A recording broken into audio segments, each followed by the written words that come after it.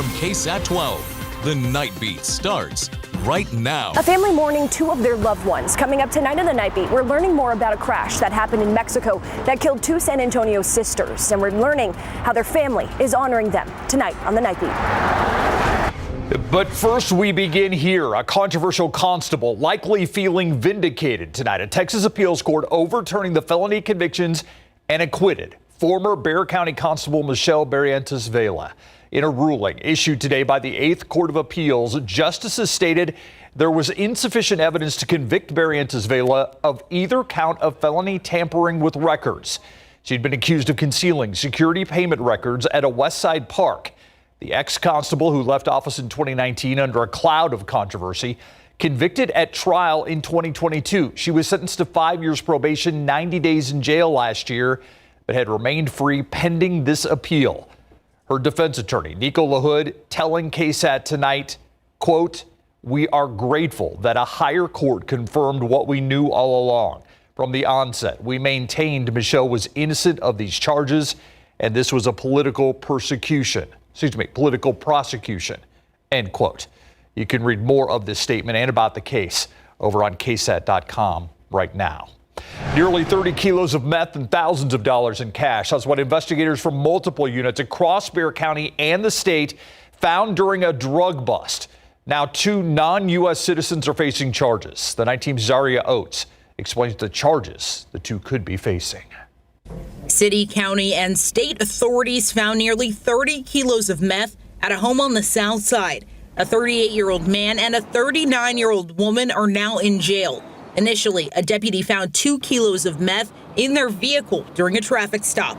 After a warrant was executed at their home on Fitch Street, investigators located 25 to 30 kilos of meth, 1 kilo of cocaine, and about $20,000 in cash. We can obviously assume, because of the high value of the drugs, so much found all at one time, we can assume that there's going to be cartel ties, if not with these two, then very, very close on the pecking order. For reference, 25 to 30 kilos of meth is about 55 to 66 pounds. According to Bexar County Sheriff Javier Salazar, the street value of the meth alone is $2.5 million.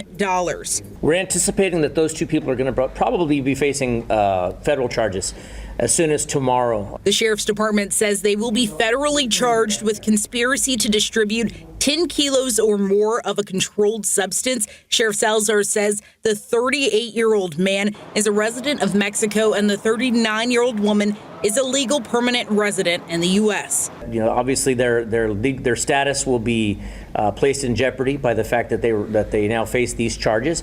But at this point, I mean, you can assume with this much drug present in one place, there's going to be gang ties. But at this point, we don't have enough to say which organization. Sheriff Salazar encourages anyone who lives in the area of Fitch Street near I-35 and West South Cross who may have additional information to send an email to bcsotips@bear.org. Zaria Oates, KSAT 12 News. It's a huge concern. As firefighters and paramedics, we're unarmed, right? We're going in there, and San Antonio police officers look a lot like San Antonio firefighters and paramedics. The San Antonio Professional Firefighters Association warning its members about a Venezuelan gang in this memo that you see to my right. The fire union believes its members are being kept in the dark and is concerned for the safety of firefighters and EMS. Last month, Governor Greg Abbott said the state was targeting the Venezuelan gang known as Tren de Aragua. Just days later, 2 of its members are arrested here in San Antonio in connection to a gun-running operation. Flash forward to today, when the fire union told its members in that memo about possible gang activity in the north central part of town. The area in question described as a few blocks north of the Migrant Resource Center. This gives you a better idea. A spot where 2 fire stations in particular typically respond. Our Garrett Berger spoke with Union President Joe Jones, who says there has not been an official warning from the city about the possible gang activity in this specific area. How do you know it's specifically for this gang activity that, the city's not really acknowledging? Again, it goes back to boots on the ground. We've talked directly with people from both of the stations that are in the epicenter of this, and we are talking about very specific locations. Firefighters warned to, quote, watch your six, end quote, when responding in the area. Now, we did reach out for the city for comment on this area and a possible gang situation. They told us in part, quote, suspected and known gang activity in the San Antonio area is being addressed by SAPD. Coordination with the San Antonio Fire Department, SAFD, is part of our daily operations. SAPD is and will continue to take necessary action to ensure the public's safety as well as the safety of our first responders, end quote. We also reached out to the Bexar County Sheriff, Javier Salazar, about Venezuelan gangs. He said he is aware they are operating in Bexar County. The strike has ended just a few hours ago. The union representing 45,000 striking dock workers at East and Gulf Coast ports reached a deal to suspend the strike until January 15. The longshoremen were looking for an increased salary and job security. A person briefed on the agreement said the ports sweetened their wage offer from about 50% over 6 years to 62%. Those dock workers expected to return to work tomorrow. The search is on tonight for a driver who hit a Bexar County Sheriff's deputy with his car and then just kept driving. It happened this morning. That deputy actually off duty when it happened, helping to direct traffic outside a church on Wurzbach Road near Vance Jackson on the north side. The deputy ended up hitting the windshield of the car after he was struck and landed on the hood before the driver took off. After the deputy was hit, he was taken to the hospital. Fortunately, his injuries were not serious. From my understanding, he suffered abrasion to the forehead, but other than that, he's going to be perfectly fine. The suspect ditched the car at a nearby apartment complex. It was about a mile away. Deputies searched the area, but they have not found him yet. It's a tragic accident on their trip back from Mexico. Two sisters from San Antonio died during a charter bus crash on an international highway in Mexico. Now, as the night team's Avery Everett tells us, nearly a month later, their family finally having their funeral. This one was a long time ago. Standing side by side, the love between Laura Salas and Maria Soto is easy to feel, even just through photographs. And that's what their family is holding on to a month after their death. We were confident they knew how loved they were. Family members say they died in a charter bus crash on a highway in Mexico. It was a lot to take in. Laura and Maria left San Antonio on August 31st to visit family in Monterrey. They were expected to return in the early morning of September 8th. But when that day rolled around, no call ever came. That's when we realized that they hadn't gotten home yet. I got a text from them saying there was an accident. After hours of trying to figure out what happened, the family flew to Mexico. We were exhausted, calling different hospitals, calling different people, calling any friend or family we knew in the area. They were met with limited information, but they say they learned the charter bus crashed into an 18-wheeler and went up in flames. It just felt too impossibly cruel. After DNA testing, it was confirmed that Laura and Maria were two of the four victims who died from that crash. What has the last month been like for your family?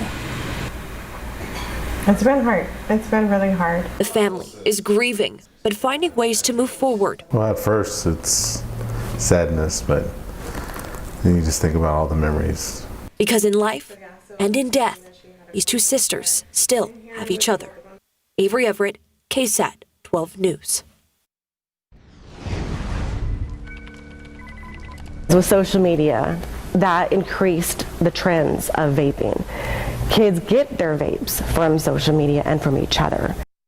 A troubling trend for parents, vaping. Schools in Texas trying to help crack down.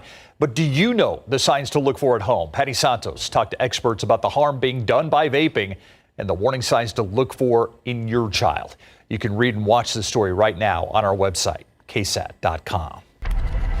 He's leaned on running as an important component of his own recovery. Well, now a San Antonio man running from Washington, D.C. back here to San Antonio to raise money for a facility that would help families of those seeking treatment for substance abuse. That story on GMSA tomorrow at 9. She was shot. Her two daughters were stabbed. The person said to be responsible is her ex and the dad. Now Mariah Gardner is starting a foundation for domestic violence victims in the name of her daughter who didn't survive. That's tonight on the Nightbeat. We're hosting a sweepstakes for KSAT insiders to win tickets to the Clásico Regio set for October 12th at the Dome. It's one of the biggest rivalries in soccer in Mexico, pitting Monterrey's two teams, the Tigres and the Rayados, against each other. They're bringing this big matchup to San Antonio. Excitement already building. KSAT insiders can enter for a chance to win your tickets to the game, but you have to be an insider, and it's easy. Just sign up. You need your email address. It is free. The sweepstakes is now open. It runs until October 9th.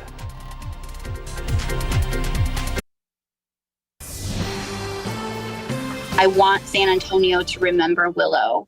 I want San Antonio to remember why Willow died.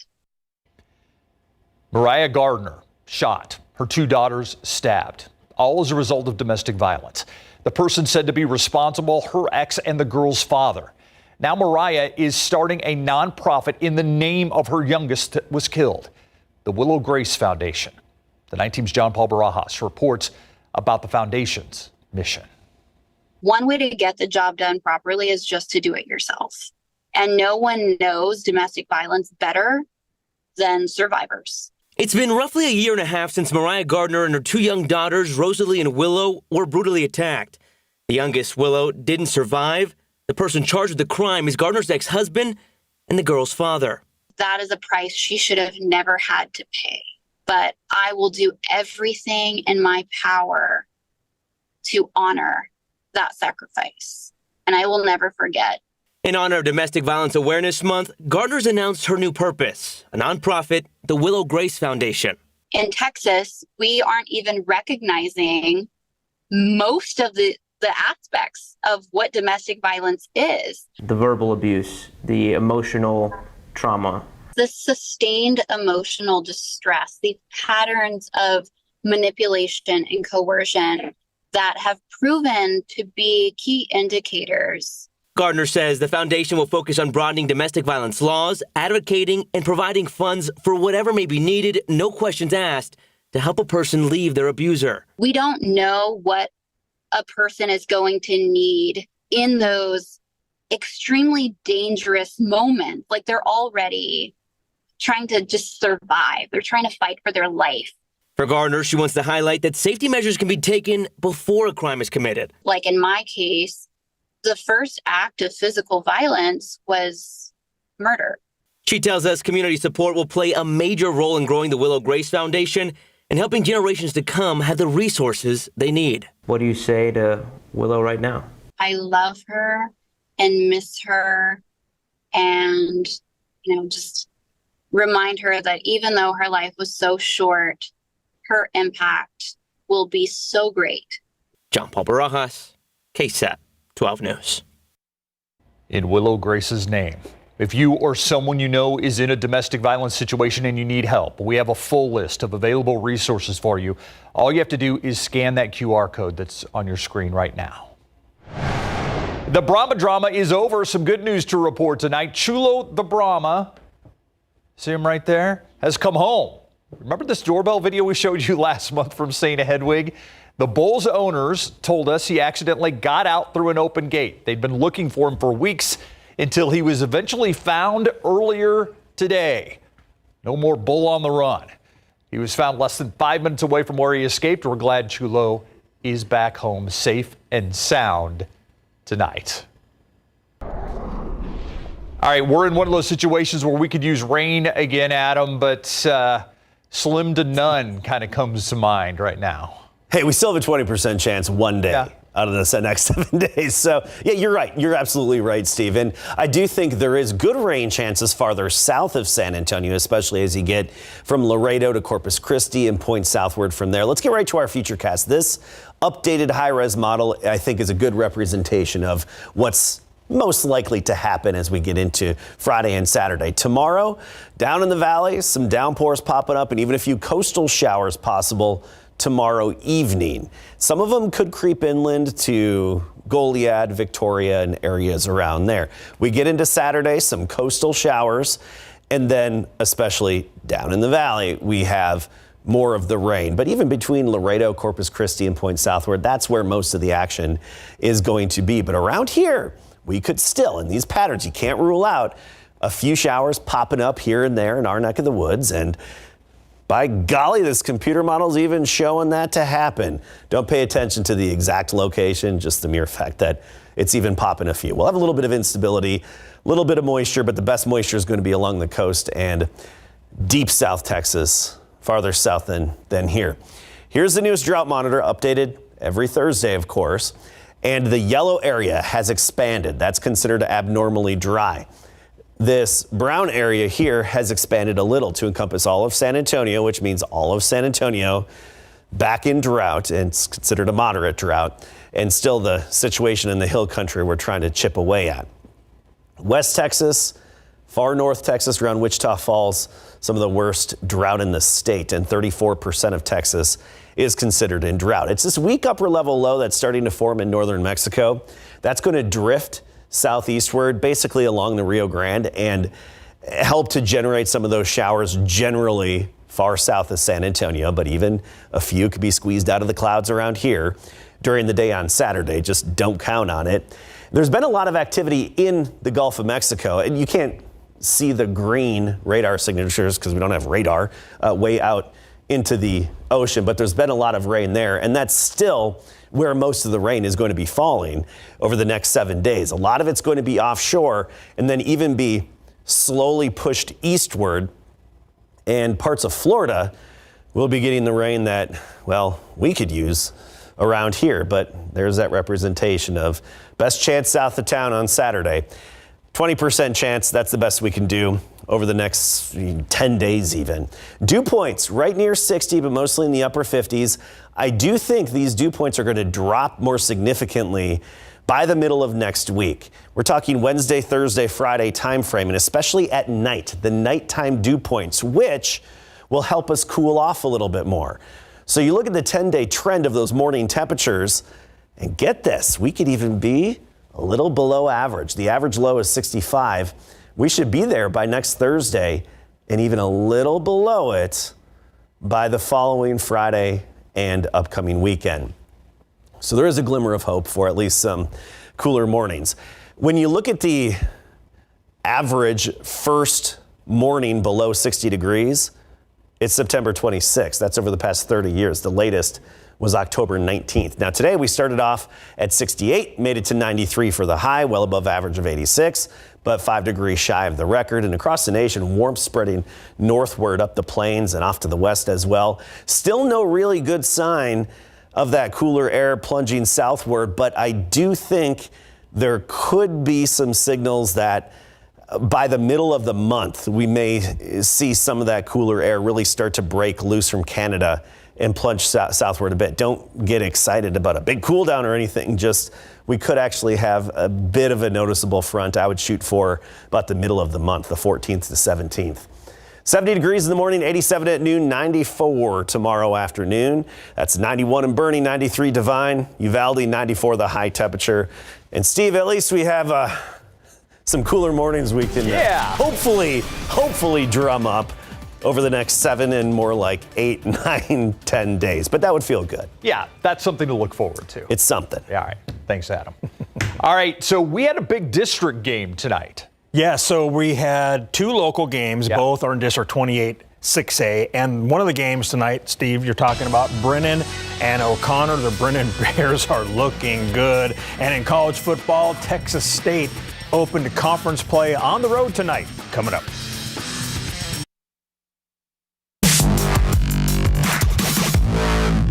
Let's kick off big game coverage with the O'Connor Panthers facing the 5th-ranked Brennan Bears in District 28 6A play tonight. First quarter, Bears quarterback Caden Glass fakes the handoff, runs to his right, then throws the ball to a wide-open Elijah Pruitt for a nice gain down inside the 10-yard line. Moments later, the Bears get on the board. The handoff goes to Malik White for a short touchdown, and Brennan leads at 7-0. And there were plenty of push-ups being done tonight. And the final from the Gus, Brennan takes it 45-0. Let's head over to Ferris Stadium for another 28 6A contest featuring the Marshall Rams and the 8th-ranked Harlan Hawks. First quarter, the handoff goes to Adrian McDade, and he breaks off a 14-yard touchdown run coming right at you, and the Hawks get on the board first, 7-0. Second quarter now, Hawks about to get more. Jordan Grady takes the snap and scores from 1 yard out as the Hawks go up 14-0. Let's go to the scoreboard for that final and one more score. Harlan gets the dub, 49-7, and South San wins a close one at Laredo United. tonight at 26-25. Tomorrow night, we are live streaming the Roosevelt Johnson BGC football game from Heroes Stadium. You can watch it on the BGC app, KSAT.com, and KSAT Plus. Prior to the game, catch our live pregame show, KSAT Game Day, from 6:30 p.m. to 7 p.m. right here on KSAT 12. Time for college football. Texas State at Troy in a Sun Belt matchup tonight. Second quarter, Bobcats quarterback Jordan McLeod goes over the top to Cole Wilson for a wide-open 51-yard touchdown. The Bobcats are rolling 21-7. Look at the move. Wilson drops on the DB to get wide open. Man, that was nasty. Bobcats win 38-17, snapping their two-game slide. Heading into their Sunday night showdown with the Pittsburgh Steelers, the Dallas Cowboys injury report is lengthy, but will probably be cut down as we get closer to the game. We do know some big names won't be playing, such as pass rusher Micah Parsons, wideout Brandon Cooks, defensive lineman DeMarcus Lawrence, and cornerback Deron Bland, who's still on injured reserve. Dak says it's all part of the game, and it's time for others to show what they've got. An opportunity to show the depth of this team, what we're made of. Young guys, as we talk about, you're going to have to count on them late in the year, that you got to count on them now. Yeah, that's the NFL. I mean, honestly, it's how I got my job. It's how a lot of people have stepped in and gotten their job. Tyler Smith, right? That, like, when your number's called, jump in, show that you belong here, show that you can prepare the right way, you make the most of your opportunity. I think we've got young guys to be able to do that. Cornerback Trayvon Diggs was limited in practice today with an ankle injury, and Zeke was also limited due to dehydration. Houston Texans wide receiver Stephon Diggs is focused on winning more than facing his former team, the Buffalo Bills. Diggs played 5 seasons with the Bills before he was traded to the Texans back in April. Diggs started his NFL career with the Vikings back in 2015 after Minnesota drafted him in the 5th round. While in Buffalo, he became one of the best wideouts in the league and Josh Allen's main guy. Diggs was asked, how does he not make this week bigger than what it really is?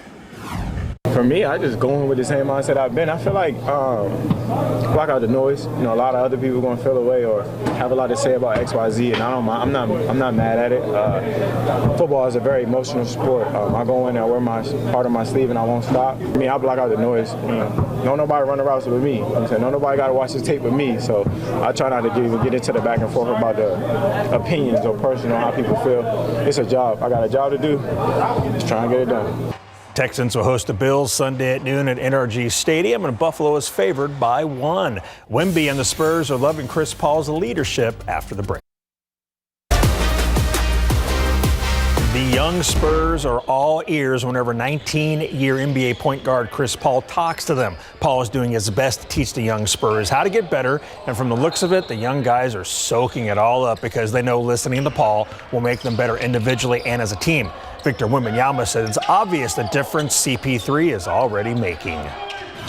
Yeah, of course. And the most important thing is he's willing to tell us these things. So he could say something every possession, but at every practice he gives us feedback on what he's used to do, how defenses play them usually, so how we can get more space. So he's approaching this in a very unselfish way.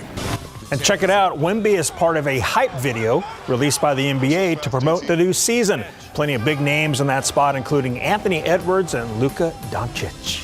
I like it. Me too. It's he pretty should cool. be part of a hype video. Yeah, because Spurs regular season opener is 3 weeks away? Yeah. And he should be one of the faces of the NBA. Indeed. All right. Thanks, Larry. We'll be right back. Are you ready, kids? The Krabby Patty coming to San Antonio. More than 250 restaurants across the country collaborated with Nickelodeon to make their own Krabby Patty secret formula. It's all to celebrate 25 years of SpongeBob SquarePants here in town. Fans will be able to enjoy the Krabby collab meal at Wendy's this month. Read more about it now on KSAT.com. Cool to be crabby, I guess. That does it for the Night Beat. For all of us at KSAT 12, thanks for joining us. See you tomorrow.